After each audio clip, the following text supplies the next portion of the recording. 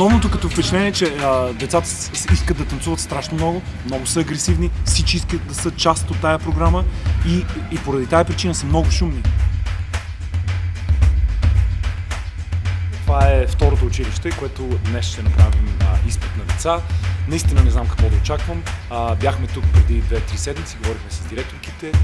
Те са доста ентусиазирани и искат да направят нещо подобно като нашата програма.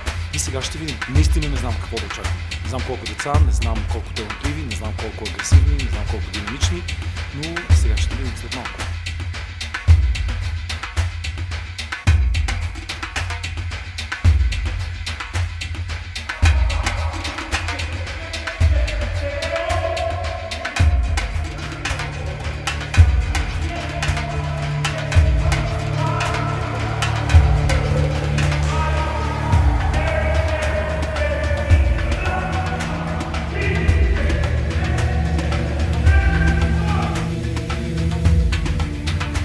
Току-що завършихме изпита в българска школа. Имахме около 60 деца от 3, 4, 5 и 6 клас и трябва да ви кажа, че абсолютно изненадващо. Невероятни, много добре дисциплинирани, искаха да направят и повече. Всичките исках да ги взема. Наистина, имаше един момент, в който мислех дори да се откажа от изпита, за да включим всички в програмата. Много добри впечатления за сега. Избрахме около 30 и няколко деца и мисля, че ще има успех програмата тук също в това училище.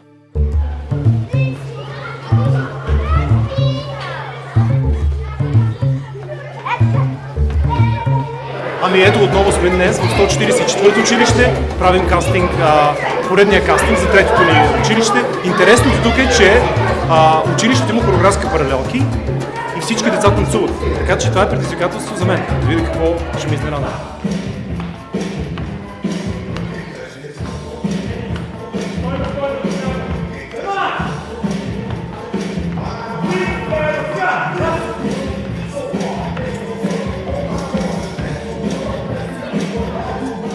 Ами всички се забавляват, всички се справят с танците, всички са весели и усмихнати.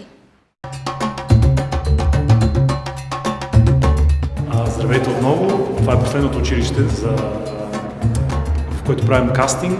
В Хаджи Димитър сме, в квартал Хаджи Димитър, 95-то основно училище. И не знам очакванията какви са ми. Тук въобще нищо не знам за училището, не знам и за децата, но се надявам да намерим още 25 таланта и всъщност започваме усилено да работим по нашия проект.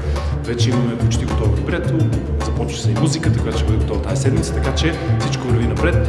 Дано и кастинга да мине в последното училище е доста успешен.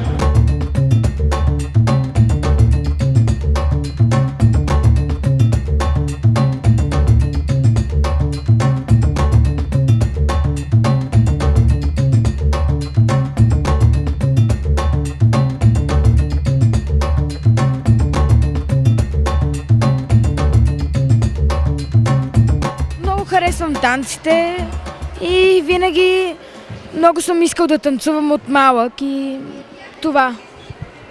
Ами изпитвам едно такова чувство в корема ми, което бълбука навсякъде. Предполагам, че това е притеснението.